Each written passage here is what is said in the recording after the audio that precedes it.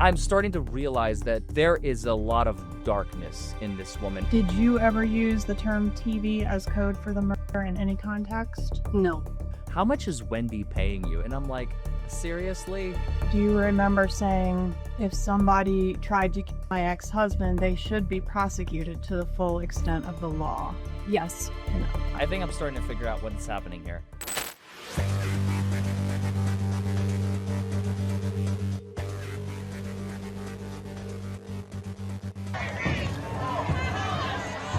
You must follow the law. The law says... Glorious. Is it a lawsuit? Probably. Why not? Well, hello, everybody, and welcome back to Buckle Up. It's the Law with Attorney Larry Forman. Folks, I have been Wendi'd. I now understand the grave error of my mistakes. I am not kidding. I think I understand. I've been reading your comments. I've been listening to your input. After watching my content, you guys had a thing or two to say about my opinion about Wendi's innocence, and I think I get it now. And the thing that really, really struck me, that some of you have been telling me, is that apparently the TV was intentionally broken and was left broken because the Geek Squad people coming in, that was a planned alibi. Apparently, Wendi made her children watch a broken television for the sole reason, for the sole purpose of making sure that the day of Danny's murder, that Geek Squad would show up and repair the TV. I mean, wow. What a manipulator. That is a mastermind manipulator. And people are saying she's not even that good of an actress. I don't know. At least in the beginning, she fooled me, folks. I will say that. She has definitely fooled me. So now, with the new lens of, well, Wendi, maybe you're not so innocent, Wendi, let's continue watching the second half of Wendi's testimony today. I bring you part 3. Don't forget to like this video, comment below, subscribe to the channel, and let's go. I'm going to ask you a few more questions about Mr. Lacasse. You said you might have mentioned the joke to him about TV's cheaper than a hitman. Did you ever use the term TV as code for the murder in any context? No. Did you ever hear your mom do that, other than the recordings in this case? No. So she didn't talk to you about the TV? No. Okay. Did you? Oh my goodness. Sorry, I just realized something. Remember how Donna was like very upset and like borderline crying to see like her daughter testifying against her? I think she's more worried about her daughter's skin. She's like, I know I'm going down in her mind. She understands that her life is over. She's going to spend the rest of her days behind bars. But she's like, well, please, maybe we can get Wendi. Wendi will have her freedom. I'm not so sure anymore. After reading all of your comments and kind of getting a better idea of the kind of person Wendi is, like I said, I have been Wendi'd, I'm starting to realize that there is a lot of darkness in this woman, and I'm watching this with a whole new lens, just so you know. See Mr. Lacasse, and you said that was somebody that you had been dating around the time of the murder, is that right? Oh, and before I forget, I wanted to give a shout out to the Trial channel. They have been providing a lot of good content. They've been taking this stuff and, you know, chopping off the fat and making it a lot easier for me to review. So shout out to them. I wanted to thank them for all their hard work. Once again, they did it during the Karen Reed trial. I'm sure they did the Walsh hearing. And they're doing it here as well, and I'm using their edits, so thank you for that. We had broken up just before that week that Danny was killed. All right. Did you have an occasion to see him on July 13th of 2014, so just about a week before the murder at your residence? I don't remember him being at my residence, but I do remember seeing him around that time. Okay. And on July 13th, 2014... do you remember asking to share something in confidence with Mr. Lacasse? I don't remember doing that. Did you tell Mr. Lacasse, in the context of, if something were to happen to Danny, I could move back to Miami, did you tell Lacasse that regarding the relocation battle in the summer of 2013, Charlie had, seriously, not as a joke, explored all options to resolve the problem, including hiring a hitman? I did not have that conversation with Jeff Lacasse. Okay. And we're starting off with a zinger. Jeffrey has no reason to lie. And by the way, I believe Jeffrey. I like Jeffrey. Jeffrey seems like a genuine, honest, for the most part, individual. My assessment. You may disagree, and that's fine. When he said, I mean, that is an extreme thing. Hey, I need to tell you something in confidence. Can I tell you something in confidence? Remember that whole thing? How on earth would he just make that up? Especially that he said the feeling that he had, like how his stomach turned when she said that there is a person hiring another person to kill a third person. That is a heavy burden to carry as a human being. And by the way, that's also heartless of Wendi to share that kind of information. Keep it to yourself, love, okay? Okay. I'm getting a whole new picture of this woman. I'm sorry. I'm realizing I've been You said the week before, but wasn't it actually about, I think it was 4 days before the murder, you sent an email to Mr. Lacasse? Do you remember that email bump in the road? I remember telling him I didn't want to have contact with him anymore. I don't remember exactly what date I sent it, but whatever date Sunday or Monday of that week would have been around when I sent it. Does this refresh your memory at all? It does. Okay. And so you weren't officially breaking up with him so much as asking for a certain period of time without contact, is that right? That sounds right. Okay, and then your plan was to reach back out to him and figure things out one way or the other? I mean, I think I was breaking up with him, but I have a strong aversion to conflict, so this was probably my way of not breaking up with him without breaking up with him. Okay. And I want to go back to the day of the murder. We know about the TV repairman left about, did you say about 9? The truth is I don't really remember, but, something like 9 or 10. Definitely before 10 or by 10? Yes, that's my best memory. All right. Where did you go after the TV? Where was the next place you went after the TV repairman left? So I was home, I think, for a couple of hours first. I was doing a little bit of work. I was talking to some friends. I think I ate breakfast. And then I left probably close to noon or a little bit after noon. I was meeting 2 friends who I would frequently meet on a Friday to have lunch with. And so I went to run a few quick errands and then meet them for lunch. And on your way to meet the friends, did you have an occasion to go down Trescott? I was trying to turn down Trescott. That's where I used to turn and take just the road I was used to. But there was yellow tape up. And so when I tried to turn, I couldn't turn. So I made a 3-point turn and kept going on Centerville.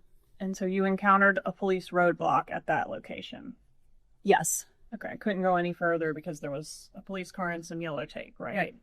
And that was, you were able to see that from the intersection there, or you actually turned onto Trescott? I tried to turn and then I couldn't go through, so I turned around and kept going. How far down Trescott did you proceed before you turned around? Just until the tape. Okay. Which one of you or your ex-husband had the kids the night before he was killed? The night before, they were with Danny. All right, so it was his responsibility to take them to preschool that morning? Yes. Who was supposed to pick them up from preschool that day? I was supposed to pick them up. Had you talked to Dan Markel or your children that morning before you encountered the roadblock?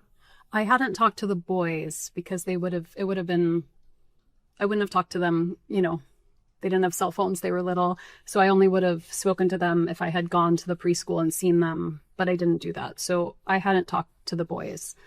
I'm sorry, what was the second part of the question? How about Dan? Did you speak to him that morning?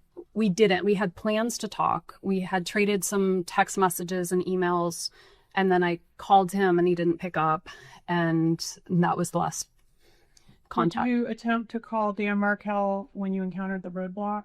No. Did you attempt to call your kids' daycare after encountering the roadblock? No. Did you notify anyone that you observed the roadblock? I was talking on the phone at the time, so I may have said to the person I was talking to, I'm trying to drive, but I have to turn around, hold on. Okay, that was probably a bad question. Did you attempt to investigate in any way or ask anyone what the roadblock was about? I wasn't concerned about the roadblock. Was Mr. Markel scheduled to leave town the day after he was killed? I don't remember if he was scheduled to leave town on Friday afternoon or on Saturday morning, but I know that he would go to New York every time he had a chance, and I think that was where he was going. But I don't know when he was leaving. Okay, if you'll take a look at not the binder we've been using, but the other binder, should have your law enforcement interview on the front. Okay. And I would just ask you to review page 159, lines 10 and 11. This whole act she's putting on. He had plans to be out of town. He was leaving on Saturday. So it looks like I knew that he was leaving Saturday. I now see it, chat. You guys have opened my eyes, and I'm really thankful for that. I am seeing it now. I can't believe I was so blind to it. It's almost like a part of me wanted to believe it because it's like her name was not really involved in the conspiracy. They conveniently left her out as much as possible. And remember, I did have one point that I think was very, very poignant yesterday. I said that what is her level of culpability, right? Because I was like, well, she clearly had knowledge because she was not herself. Jeffrey kind of had this whole explanation of how Wendi was not behaving like her usual self. She was a little standoffish and she canceled plans without giving like a proper justification. So clearly Wendi had knowledge. Maybe she didn't like actively participate in the conspiracy, or maybe she did. But that is now all irrelevant, and I'm seeing it now for what it is. She knew. She chose not to act because she hated Danny with every fiber of her being. She wanted her children to be relocated to Florida, and Mommy said, don't worry, honey. Your brother and I will take care of it. Charlie and Donna are on the case, Wendi. Just sit back and relax. And she was like, okay. And she kind of kicked back and was like, all right, cool. You know, I'm sorry, I can't put my hands behind my back because I'm wearing a suit. But you get the point. You get the point. It's all bullcrap, Wendi. And we're on to you, finally. I am, at least. And thank you for letting me know. Right. And Lunar is planning to go to New York. Yes. Okay. Do you know how, if the killers knew that he was leaving town the next day, do you know how that information got to them? I don't. Did your brother Charlie know that information? I don't know if I don't know if he knew that information. Did your mother know that information? My mom usually knew our schedule, so she probably would have known that I was going to have the boys. Mm-hmm. I don't know if that means she knew he was going to be out of town, but she would have known that I had the boys. And didn't your mom keep meticulous track of every time that Dan went out of town? Maybe just in the sense that if Danny was out of town, she thought maybe I needed extra help or something. Mm-hmm. So yes, probably. And when that became an issue in the divorce, she was able to send you a record going all the way back to 2010, a couple of years of every single date he was out of town. Do you remember that email? My mom never switched over to like a Google Calendar, so she would keep very meticulous, like a calendar of all the things she had to do. And so that was just her way of keeping track of everything. Not just this, but, every part of life. She's very detail-oriented. Yes. I just remembered, sorry, I have to share this with you all. Somebody in the comments in one of the previous videos from yesterday was like, how much is Wendi paying you? And I'm like, seriously? You really think that I would, hey, would she? No, I'm just kidding.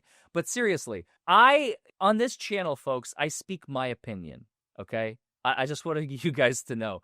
You can't like call me up and say, hey, we want you to say this, unless it's like a product or something, which at some point I'm sure you're going to see on my channel at some point. If I believe in it, if I like it, if I think it's something worth a damn, then sure, why not? Like, hey, you guys should try this, and put my name on it. Sure, that's one thing. But really, you think I would, after everything that you know about me, after everything that you know about my channel, you really think I would stoop this low to take money from a criminal in order to say good things about her? You guys don't know a thing about me, do you? Even regarding things that aren't necessarily her business, or do you think that Dan's travel plans were somehow her business? I think only to the extent that it impacted whether I had boys or whether they were coming to visit or what that looked like. Okay. Did Mr. Markel leave you a message on the morning of his murder? He did. Okay, and did he indicate on that message that he was going to the gym that morning? He did. And specifically, did it tell you he'd be at the gym between 9:15 and 10:30? I don't remember, but that sounds about right. All right, and would he have given you that much detail because you were planning to try to touch base to talk, right? Yeah, we were trying to have a conversation. And was the conversation something about one of the children's schooling? It was.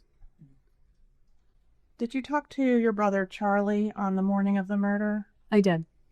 And does an 18-minute conversation at 9:30 a.m. that day sound correct? It does. Do you remember the nature of that conversation? I do. I didn't purchase the TV, so I didn't know how much the TV cost. And so I called him to find out if it made more sense to get the TV repaired or buy a new TV, because I didn't know what the delta was there. Okay.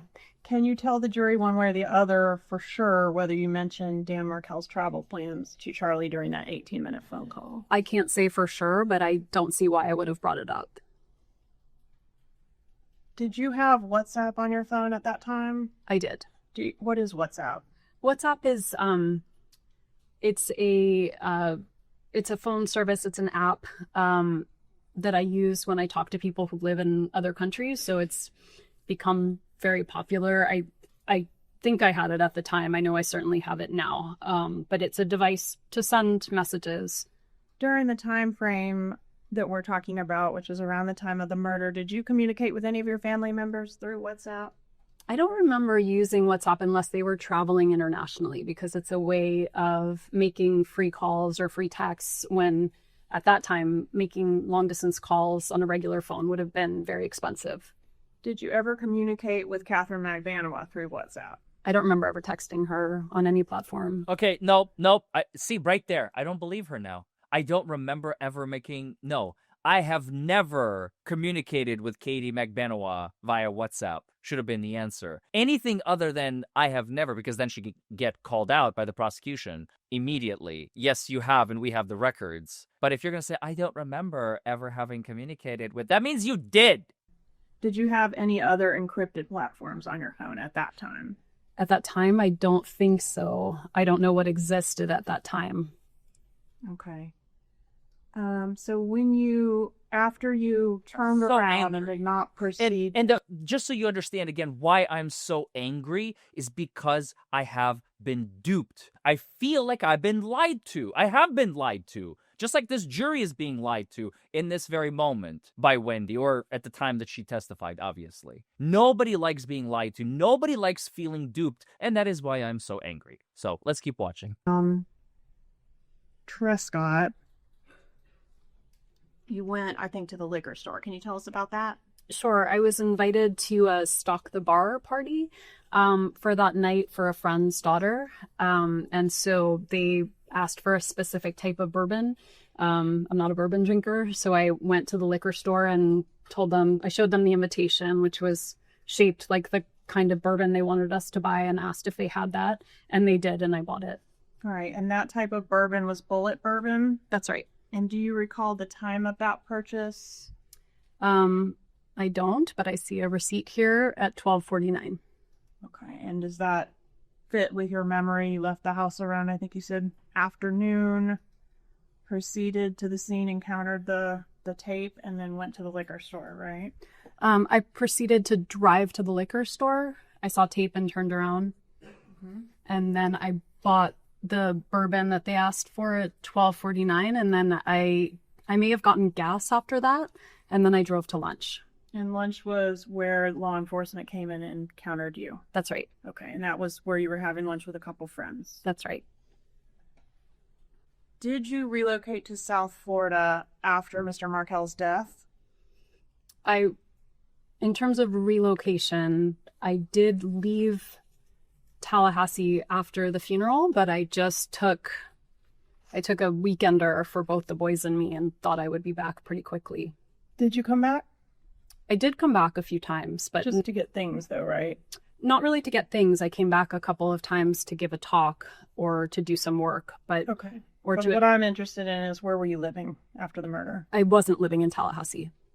All right. Did you recall on the trip to South Florida just within 48 hours of the shooting, getting a call from Craig Isom. Yes.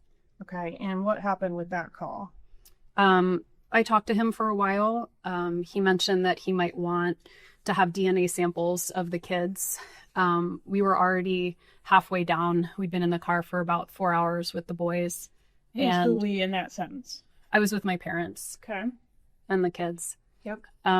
We talked, the call broke up, and he never followed up. Was it like you're breaking up? I told him I was having a hard time hearing. But were you faking that, or was it really breaking up? I was not faking that. And did you send your lawyer to him after that, shortly after that? I told him he could talk to my lawyer. He never followed up. Were you happy to be out of Tallahassee when you were able to return to South Florida? No, I was not happy. Did you send a text message on January 1st of 2016 that's contrary to that? At that point, it would have been a year and a half after I'd been living somewhere else. So I don't know what text message you're referring to, but at that point, you were happy to be out of Tallahassee? it's not a question of happy to be out of Tallahassee. I was trying to build a new life for myself, and I didn't feel safe here anymore. All right, let's take a look at tab 96, please. 96 in the old one or the new one? The old one, please. Okay. Okay, I see it, but it says unknown, so I don't know who I'm talking to. Well, that's not the question. The question is, did you say, so happy I don't live there? And the person says, I bet it's a shithole. Remember that? I don't remember this, no, but I do see that I said it. I don't know who I'm talking to here, and Would it surprise you to learn you were speaking to your brother, Charlie Adelson? I don't know if it would surprise me. So, Do you know No. anything? Okay, Judge, may we approach it this time? This is like, normally, witnesses have cross-examnesia. This is like, because obviously she's an adverse witness for the most part. She's got direct examnesia. She can't nothing. This woman remembers. I was like, okay. At first, I gave her the benefit of the doubt. I was like, okay, it's been 11 years. This was a significant life event. She should have remembered it. Unforgivable. Sorry, not sorry. May continue with your examination. Ma'am, did you change your children's names after Dan Markell was killed? about a year after I did. In what way did you change their names? I changed their last name, and I changed my older son's middle name. And you changed their last name from Markell to what? To mine. Adelson. Mm-hmm. I'm going to start by asking you about this email dated July 3rd, 2014. What is this? This is the, it looks like an electronic invitation for my dad's 70th birthday. An Evite, right? Yes. And who sent the invitation to you? Well, it looks like it's through the postmark. I mean, who sent the party invitations out? I don't remember if I helped with the Evite or if my mom did it. So I don't know if I sent it to myself or if it's from my mom. Would you have sent it to yourself? I'm a little better with tech stuff than my parents, so I might have helped them put together an Evite. Okay. I don't remember. Who does it say is the host of the party? Oh, my mom's the host. You asked who sent the email, and I didn't remember. So my mom is the host of the party for my Okay. dad. And to whom is the party invitation sent? It's sent to me and my two children. Okay. And this was sent on July 3rd, 2014, before the murder, correct? Yes. Okay. And then back up just a little bit here. This email, do you recognize this one? Are you able to read it okay on your screen? I can read it okay. All right. Who sent this email? This is from, it says my mom, but it says Harvey Adelson. So again, I don't know which parent it's from. Okay. If it was from Harvey Adelson, would he say Lincoln is going to be attending Shabbat with his grandpa, Harvey Adelson? I mean, it seems more likely somebody else would have written with his grandpa, but I don't know. I kind of write those things sometimes, like Lincoln will attend something with his mom and say my name. I know it's awkward to say it in the third person, but I don't think it's impossible. Okay. But this reference to Lincoln Adelson did happen prior to the legal name change, correct? Yes, no, I from the beginning I was scared when I put them in school, and so I didn't legally change their name until a year after, but I was socially using my name for them. And did that start as soon as their dad was killed? No, it started when I had to register them for school. And your mom helped with the registrations as well, didn't she? I think I did the registrations myself. What about here for flag football? Did your mom assist with that? It looks like she did. There were some after-school activities. Okay, and she registered your child under the last name Adelson, right? Yes. Where was Dan Markell buried? In Toronto. Were you or your children in attendance at his funeral? No. Surprise, surprise. When was the last time you spoke to your mother, Donna Adelson, as we sit here today? Wow, it's November of 2023. Okay. not that long. And so she hasn't given you any information? Oh, and November 2023 is Charlie's trial. That's when Charlie was on trial, and he was convicted in December of 23, and that's when Donna and her husband tried to flee to Vietnam. Advice about how to testify in court, has No, she? No. What about, you did offer testimony in November of 2023 as well, right, on a related case? Yes. Okay. October. Or did your mom, when you spoke to her in November of 2023, offer you any advice or thoughts about how you should act or behave or what you should say in court? Yes, She did. she did. And what was that? I can't tell you I remember exactly, but she was hoping I would be supportive of my brother. Okay. And do you know what her thoughts were afterwards? I do. Okay. And what were they? She was devastated. She didn't feel you were supportive. No. Okay, you so at any- maybe the whole immunity thing also, she's probably being rewarded for her cooperation, which is very, very common in cases, especially murder cases, and very, very serious, like violent injury cases where, you've heard of the prisoner's dilemma, like who's going to roll on who first, they're going to get the better deal. Unfortunately, that is true. And Wendi may end up, if she does get charged with anything, which there's still a looming possibility, and I explained it. I know a lot of you were like, Larry, she can still be charged. I thought I made it clear, but maybe I didn't. So allow me to, again, elucidate. I understand that Wendi only has this qualified immunity, if you will, this limited immunity of the words she's saying on the witness stand cannot be used against her. She's not immune from prosecution, period, the end. Of course not. That's not what I was trying to say in the previous video either.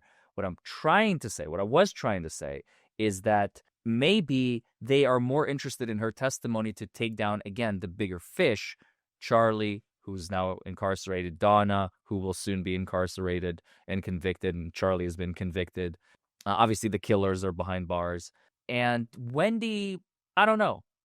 It seems like they're not so adamant about going after her because she has been so helpful, I use that in quotes, to protect her own skin, obviously. She has been helpful to law enforcement. She has testified against Charlie, and she was not helpful, as we just heard, in that trial. She's obviously not helpful to her mother here. I mean, the whole family is destroyed completely, forever. Her life, Wendi's life, even if she doesn't get charged, is completely destroyed. The Adelson family name is forever tarnished. The children, the poor children who are now, 19, 20, 21, they're going to have to live. They're watching this, I imagine, from the sidelines. It's horrific. So many lives ruined, impacted, just because you wanted the kids to be relocated to South Florida. I mean, that is so diabolical. I just don't get it, man. How do you get to that point as a human being? Were you involved in the plot to kill your ex-husband? No. Did you maybe know it was going to happen but not know the details? I did not know it was going to happen, and I Liar. did not know any details. Liar. Did you provide any Believe information, you. even unknowingly in hindsight, that you think could have been used to assist the murderers? I don't think so. I didn't provide any information. The alibi, the perfect TV What alibi. information do you have regarding your mother's involvement in the plot to kill your ex-husband? I don't have information. But you do admit that your brother said he looked into hiring a hitman to kill Dan Markel. I don't. I admit that my brother made a tasteless joke repeatedly about buying me a TV because it was cheaper than hiring a hitman. But then someone did hire a hitman who did kill Dan Markel, right? Yes, that happened.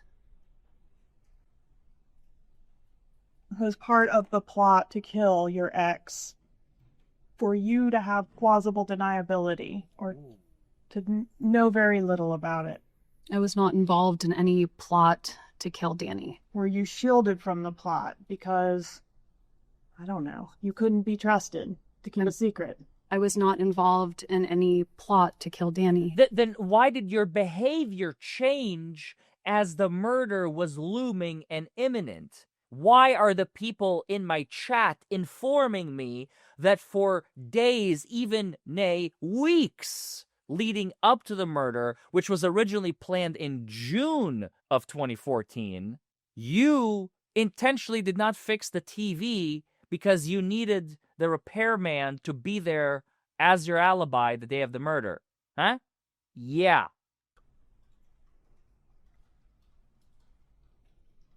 Why did you tell investigator Unbelievable. Isom in your law enforcement interview that you were worried the police, or you were worried, I guess, in the police car on the way to be interviewed, that you might be considered a suspect? Because I couldn't think of anything bad going on in his life other than the divorce. And frequently the ex-wife is a suspect. Were you treated as a suspect? I was not. But you mentioned 9 times in your law enforcement interview being a suspect. Didn't you? I did, yes. When you were approached at the restaurant, you weren't yet told that this was a shooting, were you? I was not. You were only told something happened with your ex-husband. I don't even know if I was told that. I was very scared something happened to my kids, and that's why law enforcement was there, and they wouldn't tell me what was going on. But they did reassure you that the kids were fine. They told me that law enforcement officers were with the children, which terrified me because I didn't know why my children would need law enforcement officers. So you didn't know what this was about at all when you were in the police car? In the car, they told me. Okay. In the car, they told you what? They said, your ex-husband has been shot. Okay. So that you learned that information prior to getting into the interview room? Yes. Do you remember allowing law enforcement to take possession of your computer in that interview? I told law enforcement. And by the way, somebody told me that Wendi in one of her interviews said when she found out that Danny didn't die like on the spot and he was taken to the hospital and they didn't know his fate because he was alive for a few more hours, Wendi, said to somebody that, ooh, this is a game changer. Those were her exact words. If that happened, ooh, this is a game changer. A game changer for what? Huh? Huh, Wendi? Yeah. To search my phone, search my computer, search my house, search my car. I was trying to be helpful. Do you remember saying that it was okay for them to take the computer and keep it even though you had work things on there because you didn't think you would be going back to work? I remember thinking it wasn't important. I couldn't imagine. My life fell apart. So you didn't go back to work, did you, at FSU? I did actually go back. Not physically present, but I was still on the FSU payroll until December of that year. Okay. In that interview with law enforcement, did you suggest that your parents are people who may have been angry enough to kill Dan Markel? I suggested a lot of people who could have been angry enough to kill Danny. And were some of the people my parents? Yes. Donna didn't like that. But you said in the interview that you didn't think they were capable of it, didn't you? I did. If your mom wasn't capable of it, did she have anyone that she could enlist to assist her? I don't know. What was your first thought when you were asked if anyone might have murdered Dan Markel for your benefit? I thought maybe a crazed friend or a former student. It's not what you said, though, is it?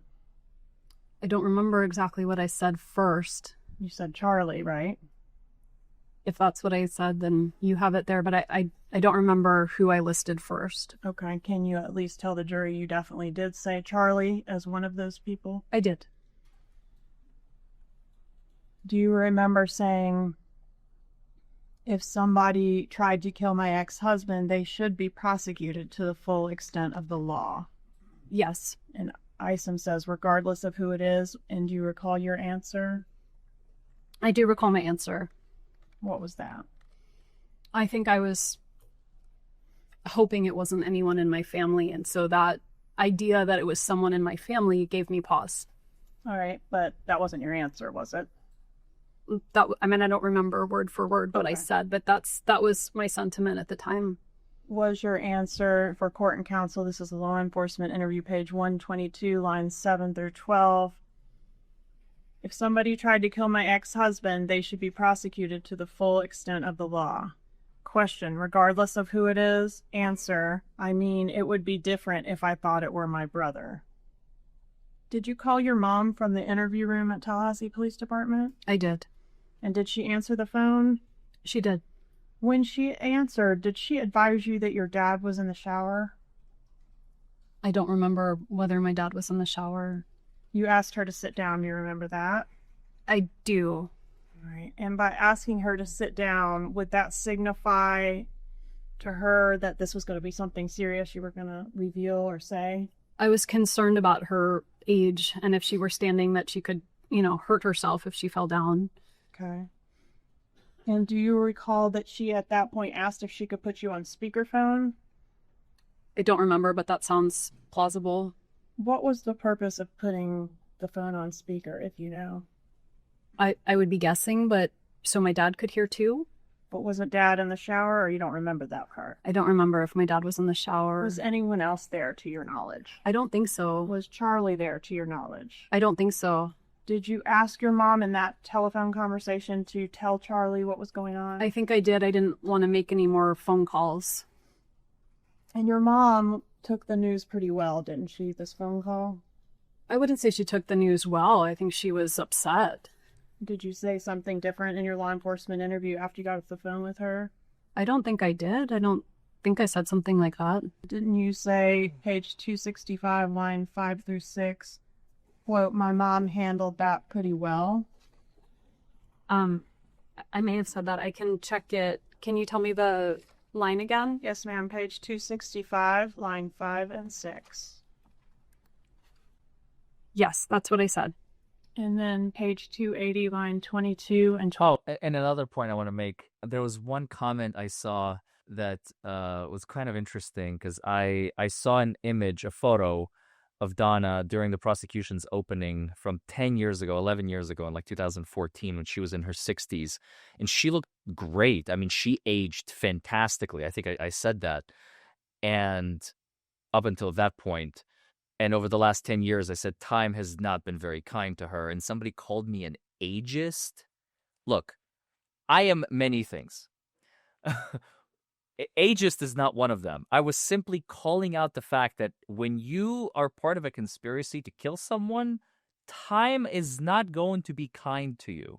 That's the point I was trying to make. So if you're going to accuse me of being an ageist, which is basically like, when you're racist towards someone based on their age, ageist, at least make it interesting and true rather than try and poke the bear. Because, come on, if that's the best you got, but hey, who am I to judge? So yeah, that's the point I was trying to make, is that Donna definitely did not age well those last 10 years. They have not been very kind to her. But up until her 60s, she looked great. Mid 60s, right up until being involved in a plot to kill someone. So there you have it. 3, did you also say, well... and feel free to disagree. If you think I'm wrong, then I'm wrong. Whatever. Opinions are, like what? Parents sounded really surprised, so that's at least a relief. Yes, I see that here. No further questions. All right. Wow. cross-examination, this is going to be interesting. And I wonder if it's going to be which lawyer it's going to be. Because if it's the same lawyer that did the opening, she was on the bench previously. She was removed from the bench for a permanent, quote-unquote, permanent disability. And it's not what you're thinking. Apparently, there was a lot of corruption involved. And some people are saying, I don't know if it was alcohol use or drug use. I don't know details. I just know that the judicial committee removed her from the bench, and that's why she's back to being a lawyer now. And she's representing Donna. I mean, it's like a perfect storm. And also, I've learned that she has a funeral and crematory business on the side as well. I mean, Donna could not have picked a better lawyer. It's literally like, look, it's a full stop shop. We will represent you and then we will bury you. Literally. Or cremate you, whichever you prefer. Although I think the Jewish religion doesn't permit cremation, so burial it is. Like, you can't make this stuff up. This is 100% real. Just one moment in time.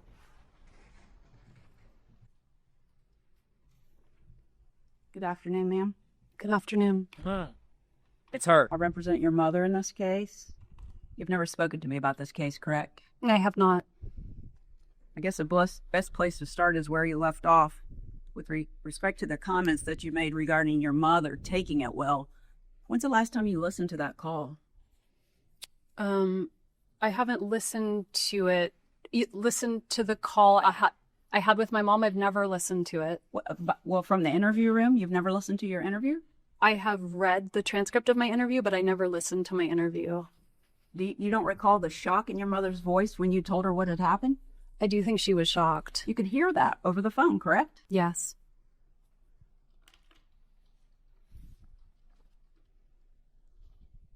So many topics were covered, I'm going to have to kind of skip around, okay? Katie Magda. Speaking of this case, by the way, I told my grandmother, I was like, Grandma, and I was just wanting to watch her reaction. I was like, Grandma, I told her a bit of the facts, and then I said, oh, and then Donna bought a one-way ticket to Vietnam, a country that has no extradition with the United States, and she just went, and I was like, see, there it is. A regular layperson is like, yeah, this woman's guilty. Like, who tries to flee the country in order to, like, not get convicted? Just a little fun fact for you. Catherine Magdanowa, I guess people call her Katie. There was a picture of you with her at the beach, and there was another young lady there. You recall that? I recall the picture, yes. And that was Father's Day weekend, I guess, of 2014? Yes, ma'am. And I think your testimony was that really you only knew her with Charlie. Is that right? That's right. Was Charlie at the beach? No. Your mother wasn't there either, was she? No. And then I think you mentioned that you had had a dinner with Katie? And my brother. Okay. Was that before you went to the beach? It was a different time. Do you recall if it was before then? It was before, okay. But several months before. Several months before. Mm-hmm. Okay. So if this was Father's Day, when do you think you actually met her for the first time? I think I met her when I was doing the alternative spring break, so that's usually March or April. Same year? Same year. And the dinner that was mentioned, is that the first place you ever met her?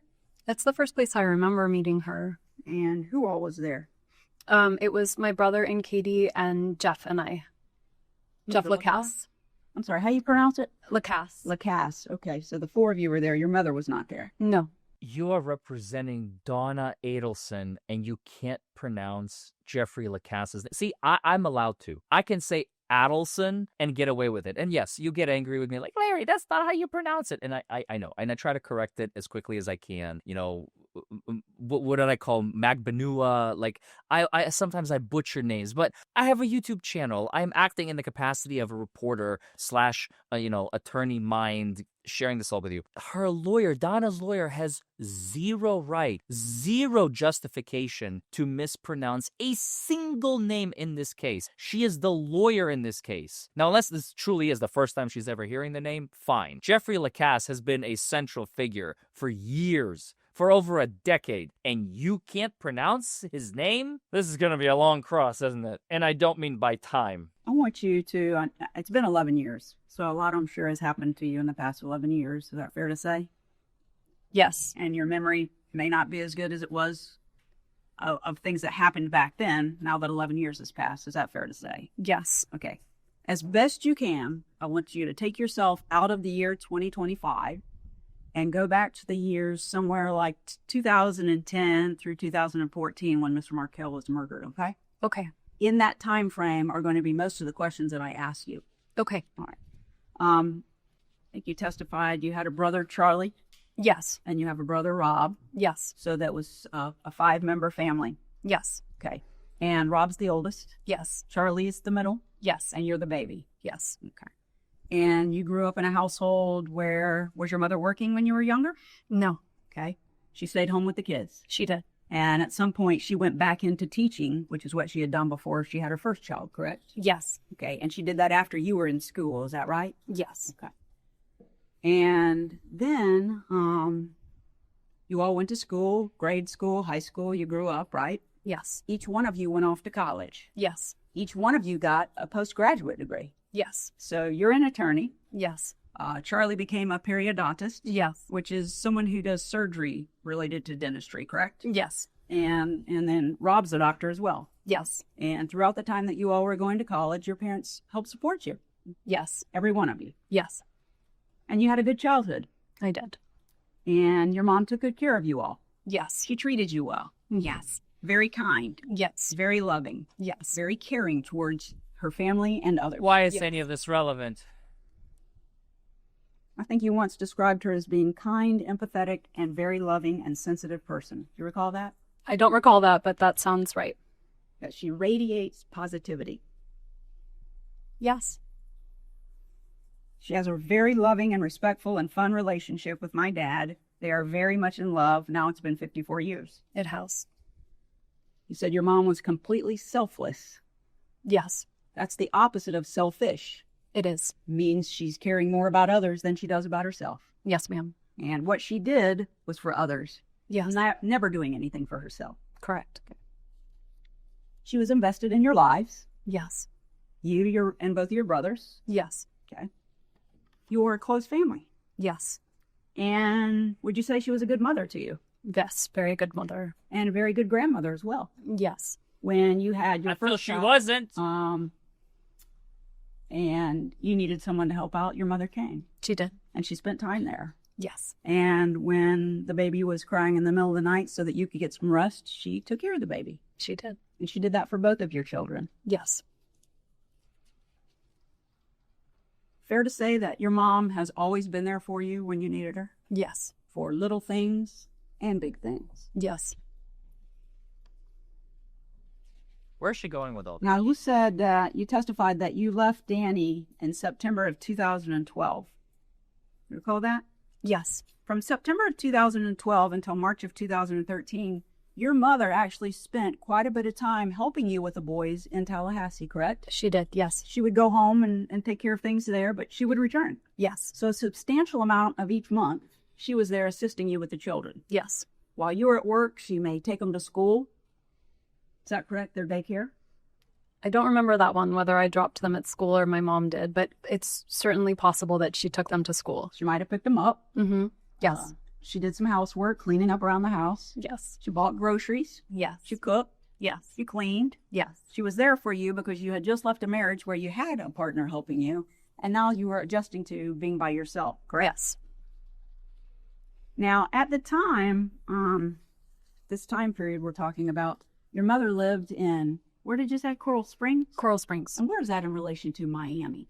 It's Broward County, so it's the county north of Dade County, which is where Miami is. And Broward County, that's like where Fort Lauderdale is? Yes, ma'am. Okay. And their dentist practice that they had that's been referred to, Adelson Institute, Yes. that was located in Broward County, correct? It was, yes. Not far from where your parents lived. Yes, in Tamarack, so close to Coral Springs. Okay. And at some point, they got the place down in Miami, right? Yes. So what they were doing was they would work Monday through Thursday and stay at their home in Coral Springs, right? Mm-hmm. And Yes. then they would go and spend the weekend at the place in Miami. Is that right? I don't think every weekend, but some weekends. Some of them. Yeah, And you visited there. I did. Now, when your mother would come up to assist you or just to visit with you and the children and Danny, did she drive typically or fly? I think sometimes drive, sometimes fly. Okay. And that's Most of the time drive, I think. most of the time drive. And that's almost an 8-hour trip, correct? It is, yes. And at the time that this occurred, your mother would have been, when Danny was murdered, she would have been, let's say, 64-ish. That sounds right. She's 75 now. Is that yes? Yes. Okay. And sometimes she would rent cars, is that right? Yes. As opposed to driving her vehicle. Yes. Okay. Your father came sometimes as well to help out? Yes. Okay. I want to talk about Mr. Markel for a few minutes. I think you said you met online, You did. but you were attracted to him. Yes. He was a handsome young man. Yes. You're a beautiful young woman. Thank you. And you got married.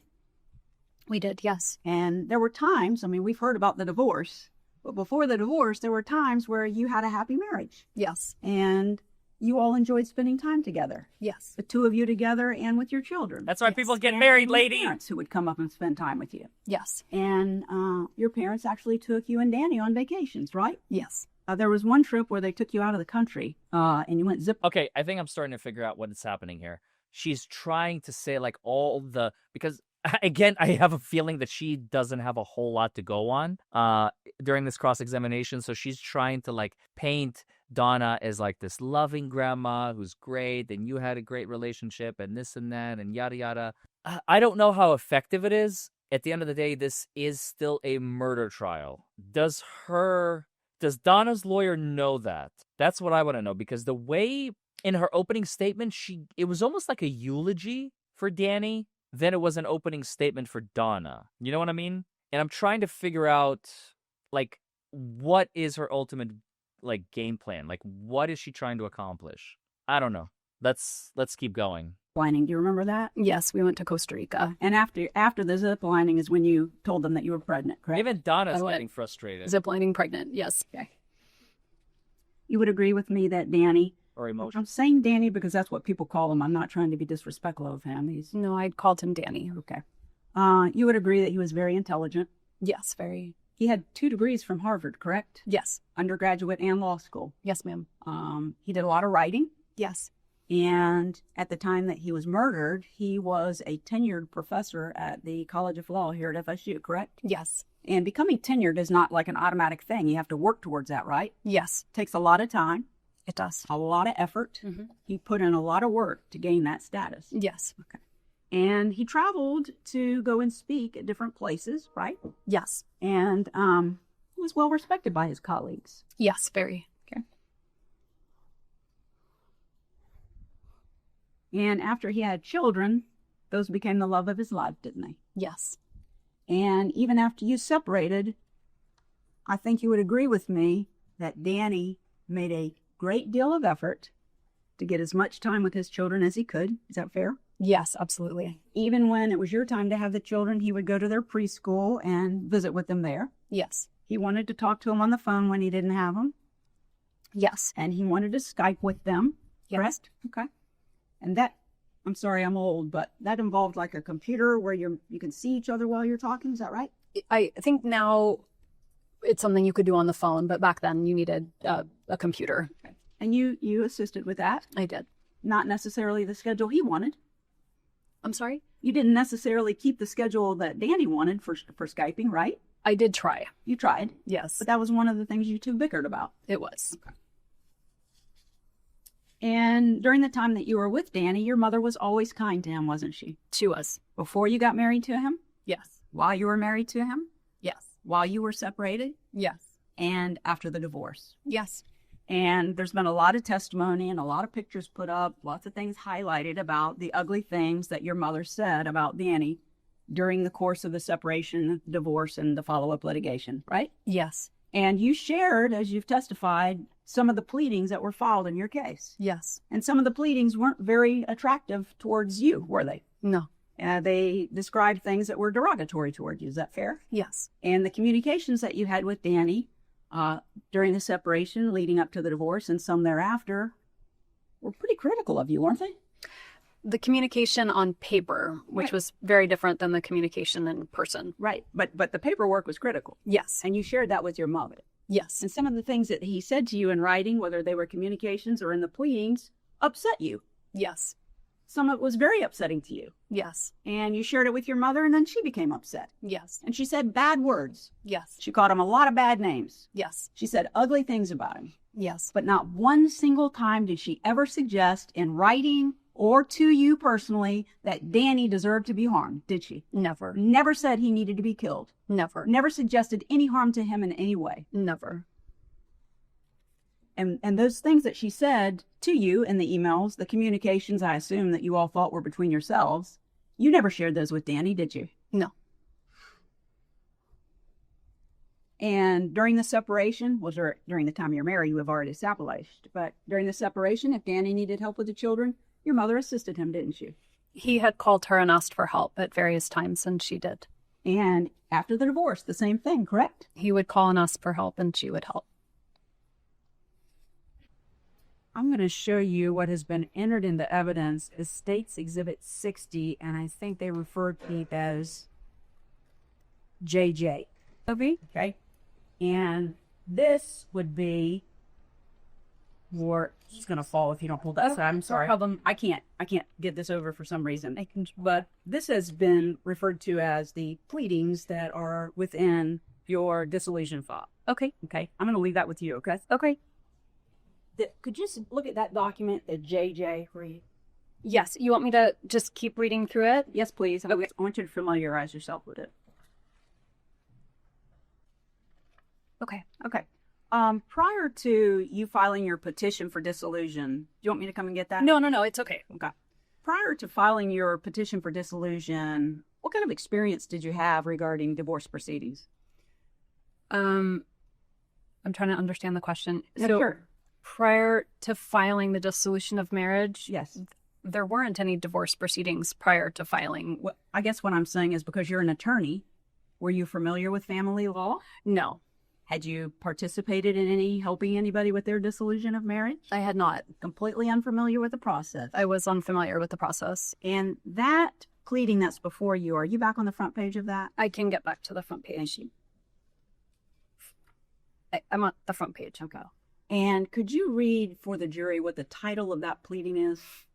Yes, ma'am. Former husband's counter motion for enforcement of MSA on parenting issues and motion for contempt and sanctions. Doesn't say grandmother motion, does it? No. And in fact, the overwhelming majority of that motion relates to Danny's complaints about you and parenting issues, correct? It does, yes. And in fact, what they call the grandmother part of that motion is really Danny complaining about you not meeting the requirements of the right of first refusal, correct? That's correct. Because his complaint is that if you gave him the right of first refusal, some of the times he could take it and the children would be with him instead of the grandmother. Yes. It wasn't actually suggesting that from this point forward, your mother could no longer have anything but supervised visitation, correct? I didn't see it that way. Okay.